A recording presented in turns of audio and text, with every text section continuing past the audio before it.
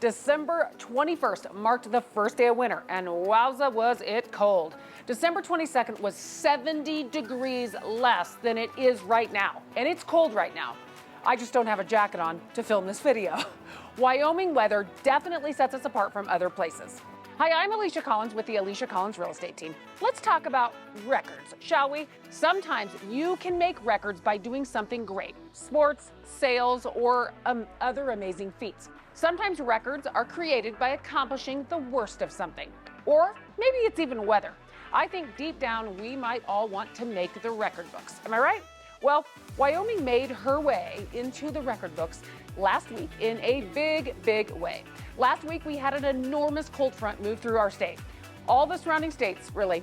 Here in Casper, the low temperature was 42 degrees below zero. Yes, you heard me right, 42 degrees below zero. That could be the coldest the community has ever seen.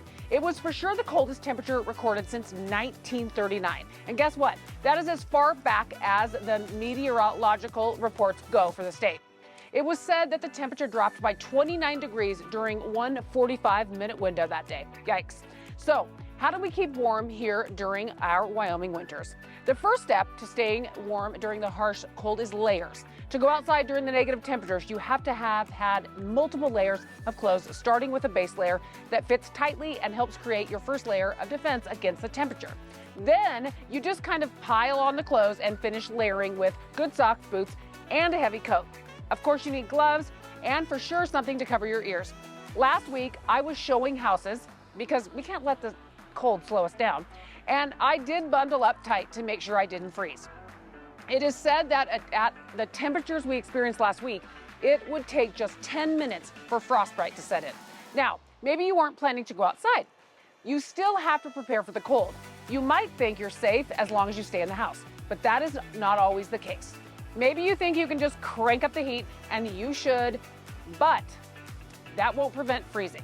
Even with the heat cranked, we did have some frozen pipes in houses and trailer houses.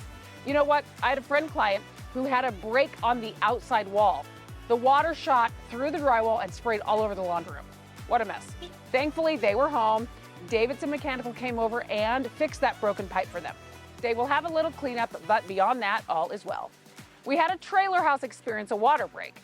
It was the water line to the washer. It froze and sprayed all over under the trailer, and it went around the trailer. It was a nice ice skating rink.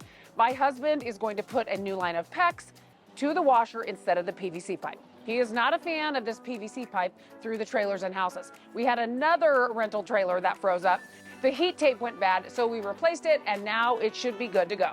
Speaking of heat tape, if you come from a warmer climate than Wyoming, you might not be familiar with what heat tape is. It is exactly what the name implies, a roll of tape that you wrap around your pipes, often underneath trailer homes or modular homes, sometimes houses too. Then you plug in the tape. It heats up and it's supposed to prevent the pipes from freezing. Last week, even heat tape had trouble keeping up with its job. Plenty of homeowners that were prepared with tape had pipes that froze.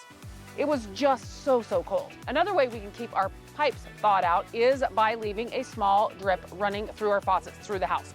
You may even see citywide signs reminding residents to do this as winter approaches to help prevent freezing and bursting of pipes. Sometimes it becomes more than just a homeowner problem and can affect neighbors and the entire city. It's a community worry when it comes to pipes. Back to the cold of last week. If you had pets, a drop in temps like last week ensures that you have to think about keeping your animals warm as well as yourself. We had to bring the dogs inside for sure. Some residents talked about how even letting their pups out to use the bathroom quickly became a problem when their teeny paws froze. Of course, there are cold weather loving dog breeds, but I think even they were loving the heat of the indoors last week. At our house, we made sure that our horses had their blankets on and they were in their stalls in the barn. Of course, in Wyoming, we have many ranchers that have big herds of animals such as cattle. And you can't bring them into your home like the dogs, or obviously the barn is not big enough for the whole herd. So what do you do? Ranchers in all of the colder climates take several steps to ensure the best care possible for their animals. One thing they make sure to do in extreme cold is they will increase the amount of feed that cattle and horses receive in order to boost their metabolism and help produce body heat in their animals. They may do this by providing extra hay, or they may increase supplements like corn or other feed mix depending on what's available. Also, you will see many ranchers will put out straw for cattle to lie in as bedding that will help keep them dry and warm. For cattle that are unable to be brought into the barn, which is mostly due to herd size, wind breaks are set up in pastures so that animals can escape from sharp biting winds, which, if you've been following me for long, you know that the wind is something we see plenty of here in Wyoming. A windbreak could be made out of railroad ties, hay bales, or sometimes they might build a structure out of tin. Anything to block the wind will do. Fresh water needs to be available for all of these animals as well, and we have to obviously make sure that it doesn't freeze. Fresh water is critical to livestock, so ranchers will chop holes in the ice on ponds and streams so that animals have access to clean fresh water.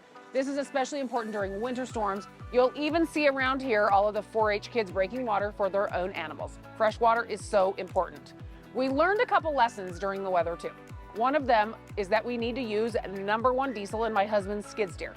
He went to blow snow open on a drifted road and his skid steer diesel gelled up.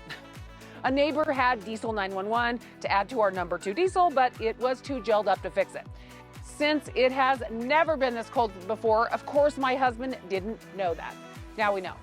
You'll notice if you visit Wyoming or make it your home, we don't tend to slow down no matter what the weather is. This beautiful state is made up of hardworking people that keep going no matter what comes our way. With a little prep and a whole lot of body layers, like I mentioned above, we can really do anything. And you know what? We all feel like we're in a heat wave now. A dip in the record-breaking lows can make you appreciate 27 degrees like it is right now pretty quick. What's the coldest temperatures you've ever experienced? Comment below and let us know. And be sure to hit that subscribe button so you never miss a video. Wyoming is really one of the greatest places on earth. I really believe that, and I want to share all the great things about Wyoming and living in this wonderful state with you. And of course, I love where I live. I'd love for you to love where you live as well. If we can help you with real estate, I have a great network of people all over the United States. I'd love to help you. Remember, we want you to love where you live. See you soon.